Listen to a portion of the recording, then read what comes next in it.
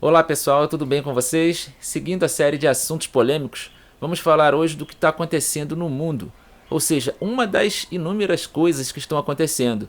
Quero falar aqui sobre a aparição de OVNIs nos céus de alguns países, como por exemplo Estados Unidos, China, Canadá e Uruguai. Bom galera, sejam bem-vindos ao canal, eu sou o Fábio Valverde e se você gostou dessa pauta já se inscreve aí, deixa o seu like, comenta aí abaixo do vídeo, tá ok? Ativa o sino e bora pro vídeo de hoje, vamos lá. O que se sabe sobre essa crise entre Estados Unidos e China? O fato é que 4 OVNIs foram identificados nos Estados Unidos, Canadá e China, além do Uruguai, como eu já citei. Na sexta, dia 10, os Estados Unidos abateram um objeto voador no Alasca e no sábado abateram outro OVNI no Canadá. No domingo 12, a China disse ter encontrado um OVNI em sua costa. No mesmo dia, o exército do ZEUA derrubou outro OVNI perto da fronteira com o Canadá. As ações ocorrem uma semana depois dos Estados Unidos derrubarem um balão chinês que o país diz ser de espionagem. Mas a China nega de ser um balão civil para fins de pesquisa. Os incidentes indicam uma crise diplomática entre as duas potências mundiais. E no final do ano passado, aqui mesmo no Brasil, pilotos de Porto Alegre afirmaram ter visto também objetos não identificados nos céus, como luzes que piscavam e se moviam de um lugar para o outro. Vamos ouvir aqui a conversa, nesse vídeo gravado aqui, sobre a conversa do piloto com a central sobre o que eles estavam avistando nos céus de Porto Alegre. Praticamente sobre Porto Alegre, um pouquinho ao sul. Algumas luzes, por vezes elas apagam e acendem, às vezes são uma, às vezes duas ou três. Alguns minutos depois, o piloto volta a falar com a central. Só para informação, a gente ainda continua avistando as luzes. Agora, de uma outra perspectiva, ela está bem ao sul de Porto Alegre, da cidade, bem ao sul, sentido Argentina, sentido sul do estado. E as luzes continuam aparecendo e se cruzando no céu. Ciente, o pessoal da torre informou que também avistou, porém diz que elas estão paradas e a princípio não interferem na aproximação. Questionado pela controladora, um outro piloto do voo 4657 da Azul responde: Informar vocês, mas iam falar que eu tô louco. Na verdade, nós estamos vendo essas luzes desde lá de Confins. São 3 luzes girando em espiral entre elas aqui, bem forte. O senhor tem condições de informar a altitude, mais ou menos? Olha, a gente estava no nível 380, elas estavam bem mais altas que a gente e na nossa proa, durante o voo todo. Afinal, pessoal, o que está acontecendo no mundo? Seriam esses objetos OVNIs extraterrestres ou balões de espionagem? Enfim, o que pode estar acontecendo? Quais são as suposições dos especialistas? A gente coloca tudo num balaio de gato, mas vamos analisar com calma. Vamos dar uma conferida agora no que o primeiro-ministro do Canadá, Justin Trudeau, falou em entrevista a respeito do objeto abatido lá no Canadá. Vamos ver. Yesterday, NORAD confirmed that an unidentified object entered unlawfully Canadian airspace. It represented a reasonable threat to civilian aircraft, so I gave the order to take it down. Canadian and American fighter jets were scrambled, and an American F-22 successfully shot down the object. Recovery teams are on the ground looking to find and analyze the object. Yesterday afternoon, I also spoke with President Biden and confirmed together that we will continue to do everything necessary. O porta-voz do Conselho de Segurança Nacional da Casa Branca, John Kirby, também deu uma palavra a respeito do objeto abatido lá nos Estados Unidos. Vamos dar uma conferidinha também. Yes, the president absolutely was involved in this decision. He ordered it. Sim, o presidente, com certeza. Ele estava envolvido nessa decisão. Ele ordenou por recomendação dos líderes do Pentágono. Ele queria que fosse abatido e fizeram isso. Usaram aviões de combate designados para o Comando Norte dos Estados Unidos. O Pentágono terá mais a dizer, detalhes mais tarde. Estamos chamando isso de objeto porque essa é a melhor descrição. Nós o temos agora. Não sabemos quem é o dono, se é de algum governo, corporativo ou de propriedade privada. Nós simplesmente não sabemos. Segundo o porta-voz, o objeto voava a cerca de 40 mil pés e era muito menor que o grande balão chinês que cruzou os Estados Unidos na semana passada, antes de ser derrubado por um caça na costa do Atlântico.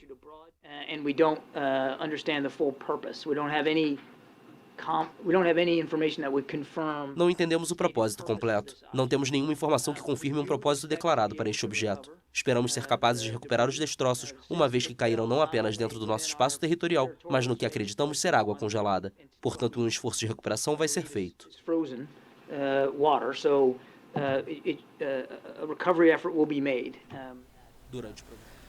E como eu citei no início, no céu do Uruguai também foram vistos sinais, mas estes semelhantes ao que os pilotos brasileiros avistaram no final ali do ano passado.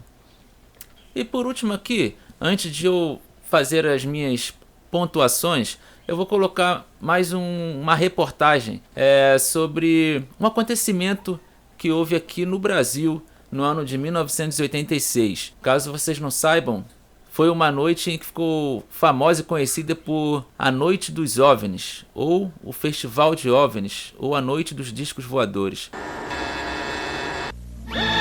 Esta semana, altas autoridades militares do Brasil admitiram publicamente pela primeira vez ter visto objetos voadores não identificados, os OVNIs. O próprio ministro da Aeronáutica, Brigadeiro Moreira Lima, deu a entrevista para informar que pilotos das bases de Santa Cruz, no Rio de Janeiro, e de Anápolis, em Goiás, chegaram até a perseguir e a ser perseguidos pelos objetos voadores não identificados na região de São José dos Campos, sobre o Vale do Paraíba, e trechos do estado do Rio de Janeiro. Eram 21 OVNIs, segundo os militares, que ficaram mais de 3 horas sobrevoando o território brasileiro na noite de segunda e madrugada. 9h14 da noite. O controle de radar de São Paulo registra sinais sem identificação. 9h20. O controle aéreo em Brasília confirma a presença de objetos voadores não identificados. 10h23. O primeiro jato F-5 decola da base aérea de Santa Cruz, no Rio de Janeiro. Ele carrega armamento de guerra pronto para ser acionado. 10h45. O radar da base aérea de Anápolis, em Goiás, detecta sinais no radar. Um Mirage também armado decola em busca dos OVNIs. 11h15 da noite. O piloto do primeiro F-5 a entrar em ação avista um ponto luminoso e começa a perseguir o objeto voador não identificado. Nosso objetivo justamente era esse, se aproximar e identificar. Naquela noite, 5 jatos da Força Aérea foram acionados e retornaram sem conseguir se aproximar dos objetos. Os radares do Sindacta em Brasília registraram um total de 21 sinais desconhecidos no céu do Brasil. Estou olhando bem, o bicho está parado. Não sobe nem desce, nem vai para a esquerda nem para a direita. Está paradinho lá. Estou olhando, não é estrela não. É um farol. A olho nu parecia um avião. Quando coloquei no binóculo para observar, é que eu vi que ele era extremamente cintilante, multicolorido. Tinha vermelho, azul, branco, lilás, um monte de cores, com uma certa predominância do laranja, mas ele era muito bonito. Estou vendo 3 agora, são 3 luzes. Mas parecem estrelas, mas o radar não pega estrelas, que é isso? Pô, tão barato isso aqui, deve ter uns créditos por aqui já pelas contas que eu estou fazendo aqui. Ainda bem que vocês estão vendo também, senão eu ia pensar que eu estou ficando doido. Porra, rapaz, estou arrepiado, meu irmão. Só 2 pontos brancos afastados mais baixos. Estão entrando no alinhamento da pista, além da cidade. Tem 2 altos aqui no alinhamento da pista e tem mais uns 2 ou 3 embaixo, voando baixo agora. Continuam se movimentando. Coisa linda, meu irmão. Pô, tá ficando bom esse negócio, viu? Tá ficando bom. Fala, Brasília. Brasília? Boa noite, bem-vindo ao Festival dos Discos Voadores. É uma loucura isso aqui, cara. Pô, os que eu pude ver mudavam de cor o tempo todo. Vermelho, amarelo, azul, lilás, aquele festival de cores. As ocorrências terminaram já perto do nascer do dia, lá pelas 4 e pouco, 5 horas da manhã. Os últimos objetos foram vistos. Como é que tá a situação aí? Ô, rapaz, isso aqui foi um festival. E agora, como é que tá? Agora não sei o que é mais não. Você não informa nada. Positivo. Mas você não viu nada, não sabe nada. Positivo. O Fantástico também teve acesso às gravações das conversas entre os pilotos e a defesa aérea. Um desses pilotos era o capitão Armindo de Souza Viriato. Veja agora como foi que ele perseguiu um OVNI com armamento pronto para ser usado. Eu estou em contato. Convite? Estou em contato. Prossiga nesse contato, caçador. 7. Caçador passou na roda. 7. caçador passando a rojão. No código dos pilotos, isso quer dizer que o caçador, o avião caça, entrou na situação rojão. O míssil está pronto para disparar. Prossiga nesse contato. Tem Judite agora. 7. Judite significa que o alvo está no radar. Ou seja, o piloto pode atirar se for autorizado pela defesa aérea. Mas neste momento, o alvo se afasta em alta velocidade. Está aumentando. Aumentando a distância, confirma. Afirmativo. A distância está aumentando de novo aqui. 7.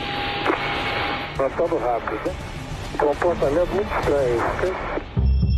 O capitão Viriato falou sobre a incrível velocidade dos OVNIs numa entrevista ao Fantástico. Essa aceleração, o radar de Brasília chegou a pegar na época de defesa aérea, deu aproximadamente Mach 15. Isso aí daria em torno de 15 mil km por hora.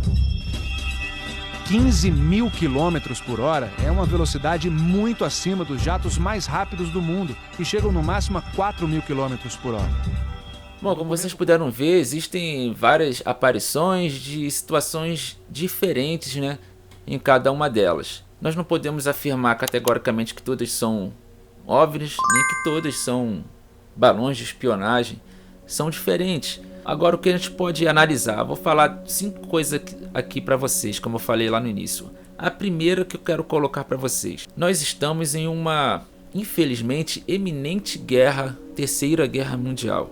E diante de um cenário em que há ameaças de líderes de países poderosos, um para com o outro, um balão de espionagem que seja abatido, por mais que se possa dizer isso é comum entre os países, gente, no cenário atual é muito arriscado você ter balões de espionagem sobrevoando o céu de um país considerado seu inimigo.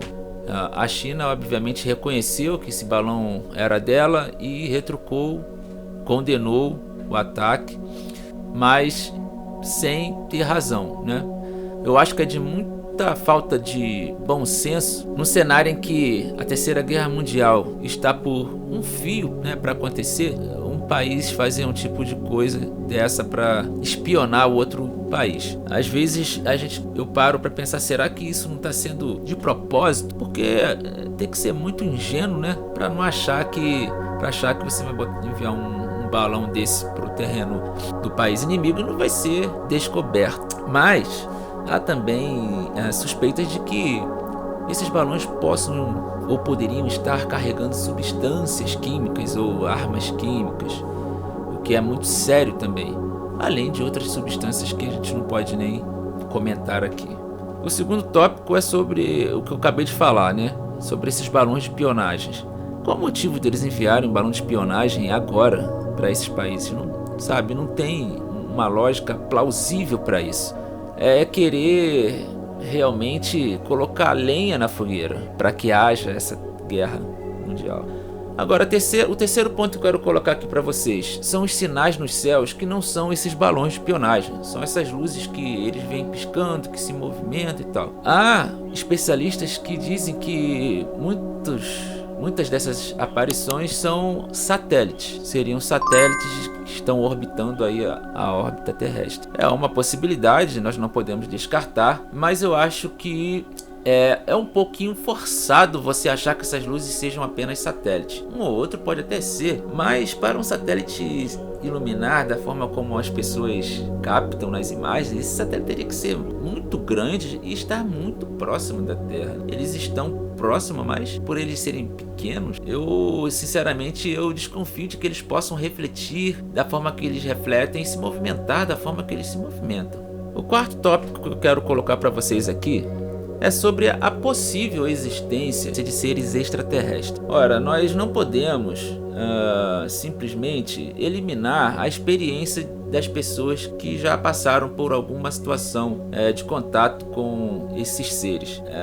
As pessoas, eu acredito que não iriam inventar coisas em vários lugares do mundo como elas relatam. Eu acredito que elas realmente tiveram essas experiências. Eu, pelo menos, acredito. Isso não quer dizer que eu acredite em extraterrestre, Mas nós temos que considerar que elas têm visto coisas. Por exemplo, o ET de Varginha, vocês já ouviram falar? Tem uma pesquisada aí, se vocês quiserem eu posso deixar um link aqui embaixo sobre o caso do ET de Varginha que aconteceu lá, se eu não me engano, em 1996. Parou o Brasil inteiro e foi assunto para o mundo todo. Aquilo ali não foi uma coisa comum, não foi um ponto de luz que apareceu no céu. Aquilo ali foi uma coisa bem mais séria. Então, o que seriam aqueles seres? O que seria, né, o ET de Varginha? E não só esse, aconteceu outro também na Bahia, um ano antes desse, em 95, e muitos outros casos. Então eu, Fábio, eu não desmereço e nem desfaço as experiências que as pessoas tiveram.